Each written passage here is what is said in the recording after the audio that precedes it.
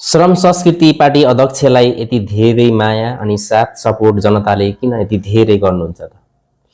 र उहाँले जनताको बोली बोल्नु भएको छ र यो देशको रक्षाको लागि लड्नु भएको छ